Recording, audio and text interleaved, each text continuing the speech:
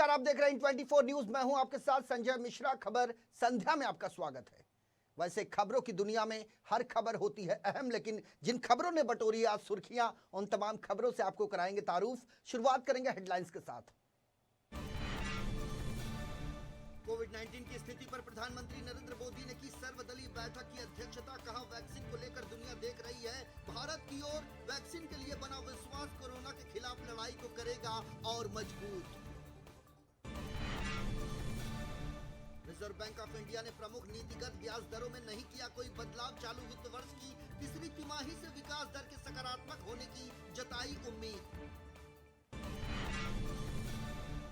आज नौसेना दिवस पर राष्ट्रपति, प्रधानमंत्री और रक्षा मंत्री ने दी नौ सैनिकों और उनके परिजनों को बधाई। पीएम ने कहा, तटों की रक्षा करने वाली निडर नौसेना जरूरत के समय मानवीय सहायता के लिए भी हमेशा तत्पर। नौसेना प्रमुख एडमिरल करणबीर सिंह ने कहा, कोविड महामारी के दौरान नौसेना की पहुंच और सहायता ने भारत की विश्वसनीयता को किया मजबूत।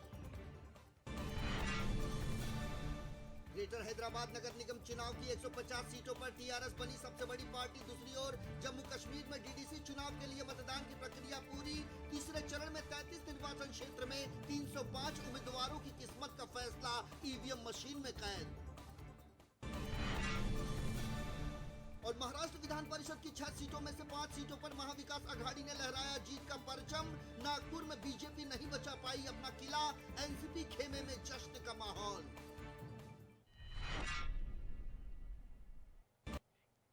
खबर संध्या में सबसे पहले बात करेंगे नागपुर में हुए विधान परिषद चुनाव की, जिसमें भारतीय जनता पार्टी को करारा झटका लगा है। जी हां, कई सालों से यह एक छत्र अपना कब्जा जमाने वाली बीजेपी को इस बार हार का सामना करना पड़ा। यहां विधान परिषद की स्नातक सीट से कांग्रेस पार्टी के उम्मीदवार अभिजीत वंजारी ने अपने प्रतिद्वंदी रहे बीजेपी उम्मीदवार को तकरीबन 14,407 वोटों के अंतराल से पराजित कर दिया। भारतीय जनता पार्टी ने यहां से संदीप जोशी को बतौर उम्मीदवार चुनाव मैदान में उतारा था। बीजेपी उम्मीदवार संदीप जोशी को कुल 41,540 वोट मिले, जबकि कांग्रेस के विजयी उम्मीदवार अभिजीत वंजारी के खाते में कुल 55,947 वोट आए। वंजारी की जीत का अंतराल 14,407 वोटों का रहा। कांग्रेस उम्मीदवार की जीत से यहां कांग्रेसी खेमे में जीत का उत्साह अपनी चरम पर है, क्योंकि नागपुर की इस सीट पर बीजेपी का दबदबा कई दशकों से कायम रहा है। इसे बीजेपी का किला माना जाता है, लेकिन आज यह किला उद्ध्वस्त हो गया। तो कुल मिलाकर महाराष्ट्र विधानसभा चुनाव में महाविकास आघाड़ी ने अपनी जीत सुनिश्चित कर दी है।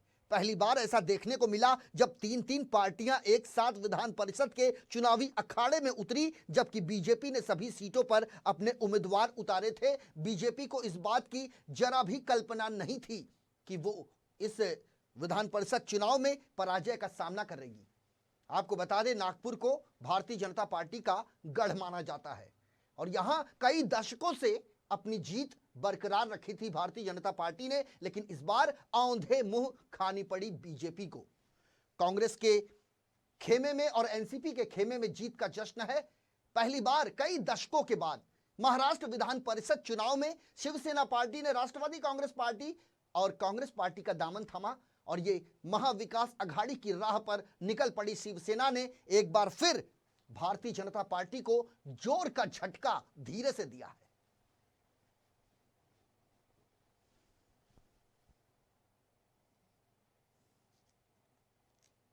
नेताओं के माध्यम से, कार्यकर्ताओं के माध्यम से, संगठनों के माध्यम से, शिक्षण क्षेत्र के लोगों के माध्यम से हमने वो शुरू किया और अच्छा प्रतिसाद उसमें मिला।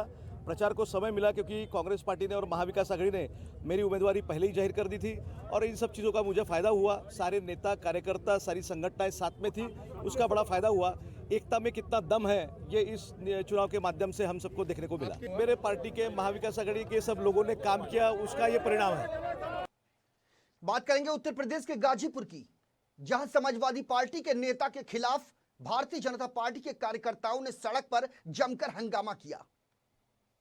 भारतीय जनता पार्टी और करणी सेना ने समाजवादी पार्टी के नेता राजीव राय, जो कि प्रवक्ता और महासचिव हैं, इनका पुतला दहन किया।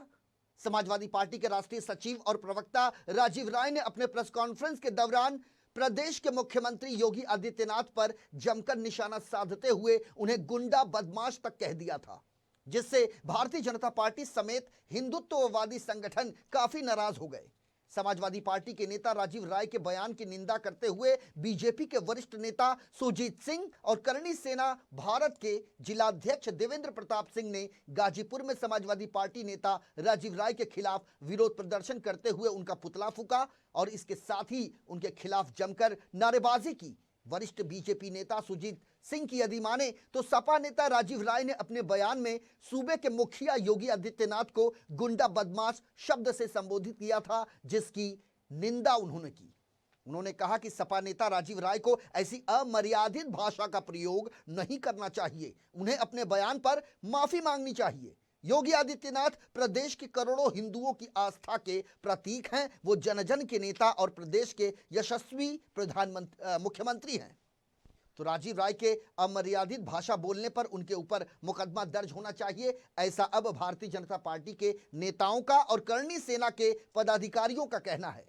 प्रदेश के मुख्यमंत्री को अपमानित करने का जो कार्य किया है राजीव राय ने, उसे स्वीकारा नहीं जा सकता और हम उनके खिलाफ मुकदमा दर्ज कराएंगे। अब करणी सेना और भारतीय जनता पार्टी के साथ साथ तमाम हिंदुत्ववादी संगठनों ने समाजवादी पार्टी के नेता का जमकर विरोध किया है। कल एक प्रेस कॉन्फ्रेंस में समाजवादी पार्टी के प्रवक्ता राजीव राय ने परम पूज्य योगी आदित्यनाथ जी को गुंडा कहा था। मैं उनके इस बयान की निंदा करता हूं। राजीव राय इसके लिए माफ़ी मांगना चाहिए। समाजवादी पार्टी की यह परंपरा रही है गुंडागर्दी की, और दूसरे पर आरोप लगा रहे हैं। उनको इस तरह का आचरण नहीं करना चाहिए। ये पुतला किससे फूका गया? पुतला राजीव राय का फूका गया। समाजवादी पार्टी के प्रवक्ता हैं, उनका पुतला फूका गया है। क्या मांग कर रहे हैं? मांग कर रहे हैं उनके खिलाफ FIR हो। महाराज जी को गुंडा कहे हैं, उनको ऐसा नहीं बोलना चाहिए। महाराज जी उत्तर प्रदेश के लोकप्रिय मुख्यमंत्री हैं, जन जन के नेता हैं और करोड़ों हिंदुओं के आस्था के प्रतीक हैं। इस तरह का राजीव राय का आचरण शर्मनाक है। उनको इस तरह का बयान नहीं देना चाहिए। राजीव राय का पुतला फूका गया है। क्यों? वो महाराज जी के खिलाफ गुंडा बदमाश की भाषा बोला था। मैं करणी सेना भारत जिलाध्यक्ष कुंवर देवेंद्र सिंह परिहार, मैं राजीव राय का पुतला भी फूका हूँ। अब बात करेंगे विश्व दिव्यांग दिवस की, जिसे उत्तर प्रदेश के मऊ जिले के अंतर्गत आने वाले कोपागंज ब्लॉक में बड़े जोरशोर तरीके से मनाया गया। इस मौके पर भारतीय जनता पार्टी के विधायक विजय राजभर द्वारा दिव्यांगों को व्हील चेयर वितरित किया गया, जिसमें 50 ट्राईसाइकिल और 8 व्हील चेयर दिव्यांगों को दिए गए। वहीं विधायक द्वारा दी गई व्हील चेयर पाकर दिव्यांगों ने अपनी खुशी जाहिर की। विधायक की उदारता उस समय देखने को मिली जब एक दिव्यांग से बात करते करते विधायक ने यह पूछ लिया कि उसके पास जो पैकेट पड़ा है उसमें आखिर है क्या, जिसके बाद जवाब देते हुए दिव्यांग ने कहा कि इसमें खाना है। इतना सुनते ही उस खाने के डिब्बे को विधायक ने खोलकर दिव्यांग को अपने हाथों से खिलाया। वहीं इस मौके पर मौजूद सभी लोगों ने अपनी समस्याओं से विधायक को अवगत करवाया, जिस पर विधायक ने लोगों की समस्याओं से उन्हें जल्द से जल्द निजात दिलाने और सुविधा मुहैया करवाने का आश्वासन दिया। साथ ही विधायक ने कहा कि हमारी सरकार सबका साथ सबका विकास के साथ काम कर रही है ताकि सभी में भाईचारा कायम रहे। रितेश वंदल, जिला दिव्यांगजन सशक्तिकरण अधिकारी मऊ। आज 3 दिसंबर को विश्व दिव्यांग दिवस मनाया जाता है। उसी के उपलक्ष्य में आज ट्राईसाइकिल, व्हील चेयर, कान की मशीन और walking stick, blind walking stick बांटने का कार्यक्रम है। माननीय विजय राजभर जी के सौजन्य से ये वितरण किया जा रहा है। कुछ दिन पहले 4 ब्लॉकों में असेसमेंट हुआ था, उन्हीं 4 ब्लॉकों का आज वितरण यहाँ किया जा रहा है। सर, आज कोपागंज ब्लॉक से कितने लोगों को आज दिया जा रहा है? कि कोपागंज ब्लॉक से सब मिला के करीब 42 लोग हैं, मतलब तीनों को लिस्ट दे दी जाए। और अब बात करेंगे उत्तर प्रदेश के अलीगढ़ जनपद की, जहां मनरेगा मजदूरी को लेकर 2 पक्षों में विवाद इस कदर बढ़ा कि देखते ही देखते विवाद लाठी डंडों में तब्दील हो गया। 2 पक्षों की महिलाओं के बीच लाठी डंडे चले। वहीं इस मारपीट का लाइव वीडियो सोशल मीडिया पर वायरल हो रहा है। अलीगढ़ के गांधी पार्क थाना क्षेत्र से मनरेगा मजदूरी की शिकायत पर 2 पक्ष आपस में भिड़ गए। वहीं इस मारपीट में 5 लोग घायल बताए जा रहे हैं, जिन्हें आनन फानन में अस्पताल पहुंचाया गया, जहां उनका इलाज चल रहा है। दोनों पक्षों में चले लाठी डंडे और पथराव के दौरान गांव के किसी व्यक्ति ने इस पिटाई का वीडियो बना लिया और उसके बाद इस मारपीट का वीडियो सोशल मीडिया पर वायरल कर दिया। इस मौके पर पहुंची पुलिस ने किसी तरह मामले को समझा बुझाकर लोगों को शांत करवाया और घायलों को जिला अस्पताल में इलाज के लिए भेज दिया। गांव में हुई इस मारपीट की घटना से तनाव की स्थिति को देखते हुए मौके पर अतिरिक्त पुलिस बल को तैनात किया गया है। घटना गांधी पार्क थाना के अंतर्गत आने वाले कमालपुर गांव का है, जहां एक बच्चा अपने पिता की जगह मनरेगा मजदूरी करने के लिए आया हुआ था और इसी बात को लेकर दो गुटों में पहले झगड़ा शुरू हुआ और देखते ही देखते लाठी डंडे चलने शुरू हो गए। वीडियो में आप देख सकते हैं कि एक महिला दूसरी महिला पर डंडे से वार करती नजर आ रही है। ऐसा लग रहा है कि जैसे कि महिलाएं एक दूसरे के खून की प्यासी हों।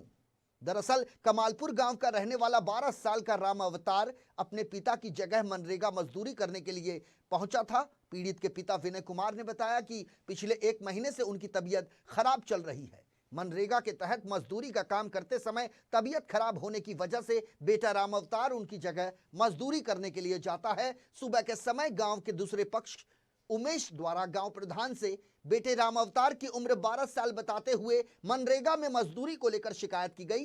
बेटे ने यह बात अपने पिता को बताई तो पीड़ित पिता विनय शिकायत करने वाले दूसरे पक्ष के उमेश के पास पहुंचे और इसी बात पर पीड़ित विनय को उसने थप्पड़ जड़ दिया। विनय ने थप्पड़ वाली बात अपने घर बताई, जिसके बाद दोनों पक्षों में कहासुनी शुरू हो गई। देखते ही देखते उमेश और उनके परिवार वालों ने लाठी डंडों से विनय और उनके परिवार वालों पर हमला बोल दिया। इस हमले में 5 लोग गंभीर रूप से घायल हैं, जिनमें विनय, उनकी पत्नी, बेटा राम अवतार के साथ 2 अन्य परिजन शामिल हैं। सभी घायलों का उपचार अलीगढ़ के जिला अस्पताल में चल रहा है। लाइव मारपीट का वीडियो वायरल होने के बाद घटना की जानकारी देते हुए क्षेत्राधिकारी अनिल समानिया ने बताया कि इस मामले की जांच चल रही है। जो भी दोषी पाए जाएंगे उनके खिलाफ कठोर से कठोर कानूनी कार्रवाई की जाएगी।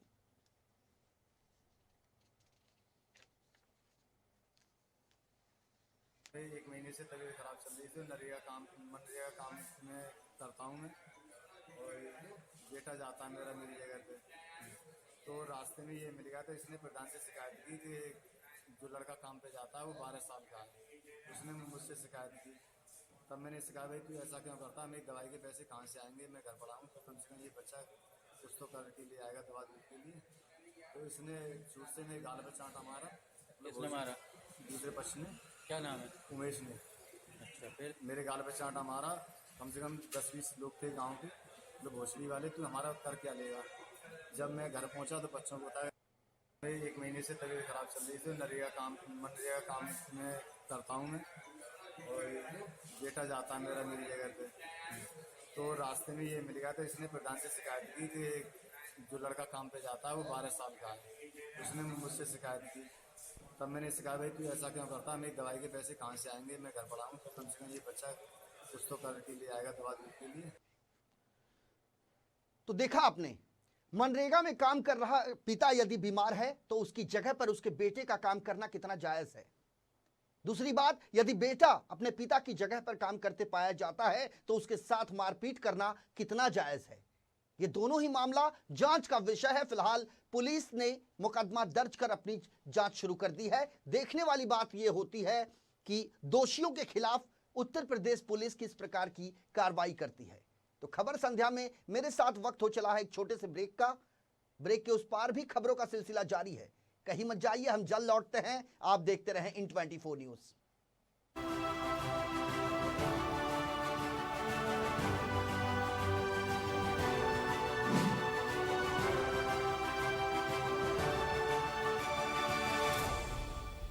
साइंटिस्ट मुनीर खान साहब दुनिया की एक ऐसी शख्सियत है जिन्होंने अपने अथक परिश्रम और रिसर्च से एक ऐसी दवा का इजाद किया है।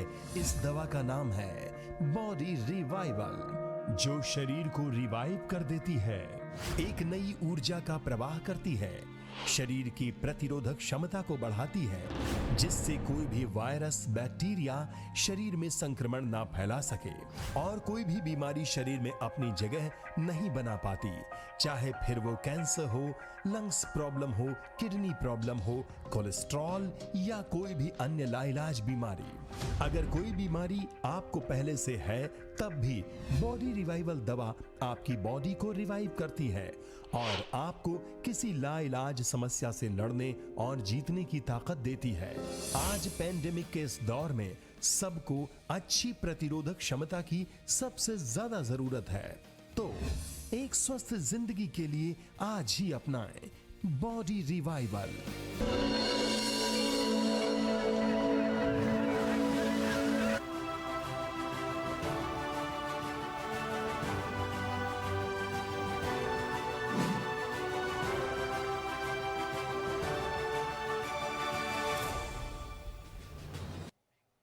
ब्रेक के बाद खबर संध्या में आपका स्वागत है। बात करेंगे मध्य प्रदेश के पन्ना जिले की, जहां शुरू किए गए खरीदी केंद्र से किसानों ने राहत की सांस ली है।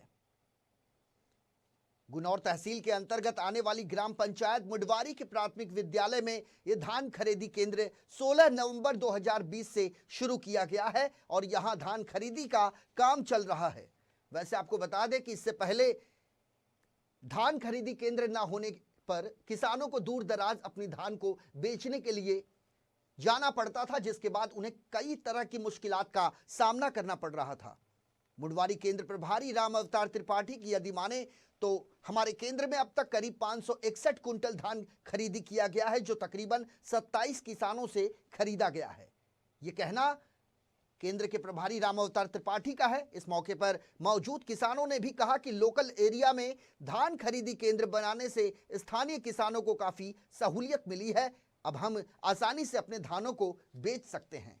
तो कृषि प्रधान कहे जाने वाले इस भारतवर्ष में किसानों की समस्या प्रबल है और समय समय पर किसान आत्महत्याओं की घटनाओं का मामला जब सामने आता है तो लोग सोचने पर यह विवश हो जाते हैं कि आखिर भारतवर्ष के किसानों के साथ अन्याय क्यों हो रहा है। लेकिन शासन और प्रशासन द्वारा बार बार सरकारी दिशा निर्देशों का पालन करना उन अधिकारियों के लिए बहुत जरूरी होता है, लेकिन वे अधिकारी अपने कामों से जी चुराते हैं, जिसके बाद किसानों के सामने कई प्रकार की समस्याएं पैदा हो जाती है। लेकिन जिस तरीके से पन्ना के गुनौर तहसील में ये धान खरीदी केंद्र शुरू की गई है, इससे किसानों ने राहत की सांस ली है। धान बेच देंगे तुलाने के लिए धान तो आपके आसानी से धान खरीदी जा रही है जी। कोई समस्या तो नहीं आ रही है आपको? कोई समस्या नहीं समस्या बता दो जो हरी धान का भी उसमें अगर आप लोगों को कोई समस्याएं आ रही हो धान खरीदी केंद्र में तो बताइए। नहीं आ रही है कुछ यहाँ के कर्मचारियों द्वारा पैसा ऐसा तो नहीं लिया जा रहा है आप लोगों से धान तुलाई में या कोई भी चीज़ में? अभी नहीं लिया जा रहा है जी नहीं लिया जा रहा है। ओके, कहाँ से आए हुए हैं आप? खबरा, ग्राम खबरा जी। हाँ, तो आप लोगों को धान खरीदी के कोई दिक्कतें तो नहीं हो रही हैं? नहीं, धान अच्छे से कर्मचारियों द्वारा खरीदी जा रही है जी। कितने धान आप लेकर आए यहाँ पर? हम 200 कट्टी लेते हैं जी।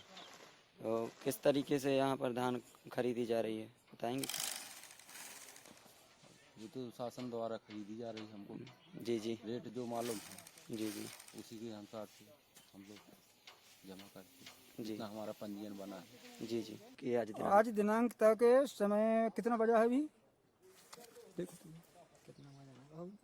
4:42 पर 27 किसानों की 531 कुंटल 60 किलो तुलाई हो पाई जी। और कितने दिनों से खरीदी में तुलाई चल रही है? 16 तारीख से चल रही है जी। और क्या है कि अभी 3 दिन की अवकाश पड़ गया, शासकीय अवकाश, साइट बंद थी इसलिए तुलाई 3 दिन में थोड़ा सा स्थगित हो। मध्य प्रदेश के पन्ना जिले के अंतर्गत आने वाली मां कंकाली मंदिर काफी प्रसिद्ध है, जो समूचे क्षेत्रांचल का प्रसिद्ध धार्मिक स्थल भी माना जाता है। और इसी मंदिर प्रांगण में एक जन चौपाल कार्यक्रम का आयोजन किया गया, जिसमें कलेक्टर समेत क्षेत्र के विधायक और प्रशासनिक महकमे के अधिकारी भी मौजूद रहे। कार्यक्रम में उपस्थित ग्रामीणों द्वारा पृथक पृथक रूप से अपनी समस्याओं को बताया गया। इस मौके पर उपस्थित संबंधित विभाग के अधिकारी को समस्याओं के निराकरण के लिए तत्काल निर्देश दिए गए। साथ ही क्षेत्र की विभिन्न समस्याओं पर गहन रूप से चर्चा की गई। और आपको बता दें कि कलेक्टर जो पन्ना के कलेक्टर हैं, उन्होंने सीधे सीधे अपना संवाद उन तमाम पीड़ितों से साधा जो इस समय कई समस्याओं से दो चार हो रहे हैं। क्षेत्र की विभिन्न समस्याओं पर यहां चर्चा की गई, जिसमें मुख्य रूप से पवई विधानसभा में पेयजल की समस्या, बिजली आपूर्ति की समस्या, प्राथमिक स्वास्थ्य केंद्रों में चिकित्सकों की उनकी नामौजूदगी, किसानों के फसलों की सिंचाई के लिए संभावनाएं तलाशने जैसे विभिन्न विषयों पर यहां चर्चा की गई। इसके साथ ही जन भागीदारी में हो रहे मां कंकाली के मंदिर निर्माण कार्य में शासन स्तर पर हर संभव मदद करने की बात कलेक्टर द्वारा कही गई। साथ में मंदिर के पास जो तालाब स्थित है उसके गहराईकरण को लेकर कार्य योजना तैयार की जाए, इस पर कलेक्टर द्वारा संबंधित विभाग को निर्देश दिया गया। उनसे कहा गया कि कुआंताल मेला लगने से पहले इस कार्य को पूरा करना वक्त की जरूरत है, जिससे लोगों को किसी भी समस्याओं का सामना न करना पड़े। साथ में कलेक्टर द्वारा यह भी कहा गया कि तालाब में अवैध रूप से सिंचाई पर रोक है और यदि किसी ने कानून का उल्लंघन किया तो उसके खिलाफ कठोर कानूनी कार्रवाई की जाएगी।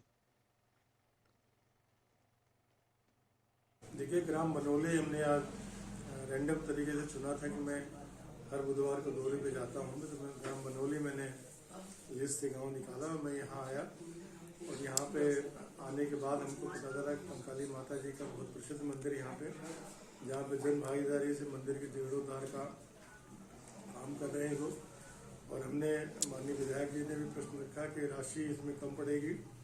हमने यही कहा कि जितना भी जन भागीदारी यहाँ के लोग जितना चंदा इस मंदिर के जीर्णोद्धार में लगा रहे हैं, उतनी राशि जन भागीदारी शासन भी देने को तैयार है। उसका प्रस्ताव ये लोग बनाएंगे, पंचायत के लोग, हम लोग उसको मंजूर करेंगे। साथ ही कुआंताल का जो तालाब है उसमें उसके गहरीकरण की आवश्यकता है ताकि उसमें पानी इसमें भरे। मार्च अप्रैल में जो मेला लगता है उस मेले के लिए उसमें पानी उपलब्ध रहे, इसके लिए सिंचाई विभाग के अधिकारी ने निर्देश दिया है कि जो अवैध तरीके से जो मोटर पंप बाकी लोग इस्तेमाल करें उनको हम लोग हटाएंगे ताकि वहाँ पानी उपलब्ध रहे। गहरीकरण की भी कार्य योजना हम लोग तैयार कर रहे हैं। बड़ा काम है, इसमें पैसे की ज़रूरत लगेगी, माननीय विधायक जी का भी सहयोग इसमें लगेगा।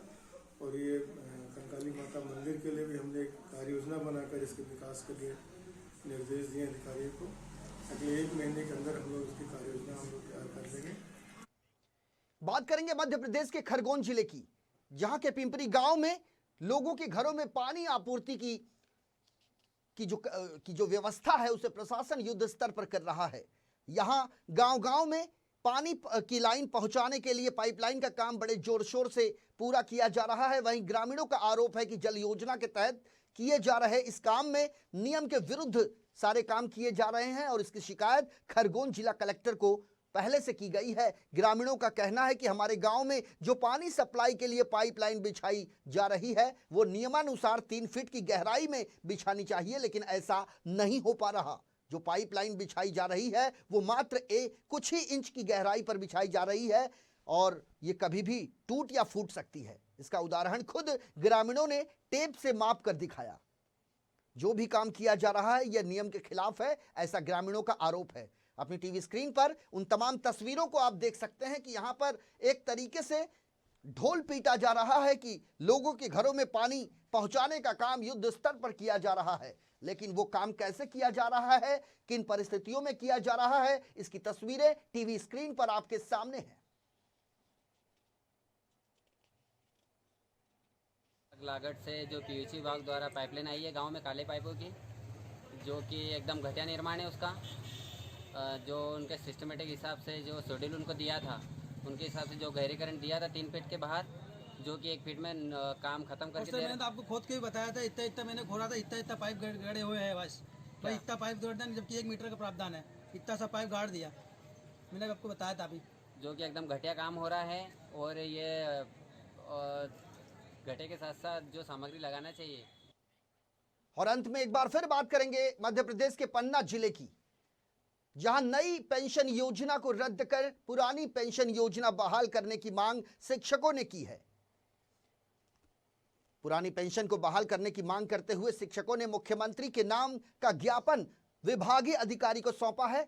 New movement for old pension संघ मध्य प्रदेश के अध्यक्ष सत्येंद्र सिंह तिवारी के आह्वान पर एनपीएस धारी कर्मचारियों की पुरानी पेंशन बहाल करने के लिए मध्य प्रदेश के मुख्यमंत्री के नाम पर यह ज्ञापन पवई अनुविभागीय अधिकारी को सौंपा गया।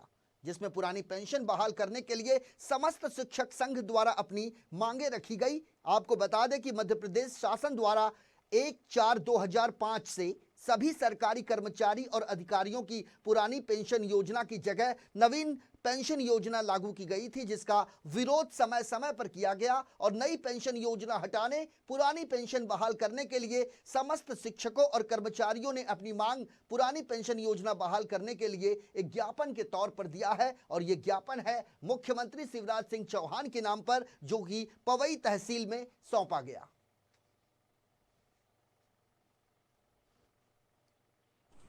आज हमारे प्रांत अध्यक्ष श्री सत्येंद्र सिंह तिवारी के आह्वान पर समस्त मध्य प्रदेश की समस्त तहसीलों में मुख्यमंत्री के नाम एसडीएम महोदय के द्वारा ज्ञापन सौंपा गया है, जिसमें हम लोगों ने पुरानी पेंशन बहाल करने के लिए आह्वान किया है और अपनी मांगों में ये बोला है कि हम लोगों को भी पुरानी पेंशन का लाभ मिले, क्योंकि जो हमारे जनप्रतिनिधि हैं, हमारे माननीय सांसद और विधायक हैं, वो पुरानी पेंशन का फायदा ले रहे हैं, लगातार ले रहे हैं, जबकि हम लोगों को आज जो हमारे साथी रिटायर्ड हो रहे हैं उनको 700 या 1000 रुपए 300 रुपए ऐसे पेंशन मिल रहे हैं, जिससे उनका गुजारा करना बहुत मुश्किल हो रहा है। और जैसे कभी किसी हमारे साथी की मृत्यु हो जाती है तो उनको भी अगर पुरानी अनुकंपा नियुक्ति नहीं है, पुरानी पेंशन नहीं है, तो उनको कुछ भी नहीं मिलता। जो एनपीएस में जो फायदा है वो उतना उनको फायदा नहीं मिल पा रहा है। तो हम लोगों की ये मांग है कि हम लोग को भी पुरानी पेंशन का लाभ दिया जाए, जिससे कि हमारे और हमारे परिवार के भविष्य। जी, पुरानी पेंशन और नई पेंशन में ये अंतर है कि पुरानी पेंशन यदि हम लोगों की बनती है तो उसमें महज 800 से 1200 रुपए ही मासिक बनती है, जिसमें कि जीवन का गुजारा बहुत मुश्किल होगा। लेकिन जो ओल्ड पेंशन है यदि वो हम लोगों के ऊपर लागू कर दी जाए, जैसा कि अन्य विभागों में है, और जो किसी विभाग में तो ये है, या हम ये कह सकते हैं कि राजनीति में आने वाले लोगों का जीवन यदि 1 साल भी वो सेवा देते हैं अपने क्षेत्र में राजनीति में, तो उन्हें जीवन पर्यंत अच्छी पेंशन की सुविधा मिलती है। जबकि हम कर्मचारी जो एनपीएस के तहत आते हैं और पूरा जीवन देते हैं सेवा, लेकिन फिर भी हम लोगों को पर्याप्त पेंशन का अभाव है। तो इसीलिए नई पेंशन एनपीएस को हटाना है और ओपीएस यानी पुरानी पेंशन पद्धति। यदि आप इन24 न्यूज के दर्शक हैं तो आपके लिए एक बड़ी खुशखबरी, देश नहीं बल्कि दुनिया के किसी भी हिस्से में आप रहें, इन24 न्यूज की खबरों को आप लाइव देख सकते हैं। इसके लिए आपको गूगल प्ले स्टोर से इन24 न्यूज का ऐप डाउनलोड करना होगा। इसके अलावा सोशल मीडिया के सभी प्लेटफॉर्म्स पर इन24 न्यूज उपलब्ध है। फेसबुक हो, ट्विटर हो, टम्बलर अकाउंट हो या फिर कोई भी सोशल नेटवर्किंग साइट, अब इन24 न्यूज तक पहुंचना बेहद आसान है। यदि आपने YouTube पर इन24 न्यूज चैनल को अब तक सब्सक्राइब नहीं किया है तो आप इसे तत्काल सब्सक्राइब करें और हमारी लाइव खबरों का हिस्सा बने। तो खबर संध्या में मेरे साथ अभी के लिए इतना ही। ताज़ा तरीन खबरों के लिए और लाइलाज बीमारियों व उससे निजात पाने संबंधित जानकारियों के लिए बने रहिए इन24 न्यूज के साथ, क्योंकि जहां खत्म होती है मेडिकल साइंस की दुनिया, वहीं से शुरू होता है इंडियन धनवंतरी का जादू। पूरी टीम के साथ मुझे यानी संजय मिश्रा को दीजिए इजाजत। नमस्कार।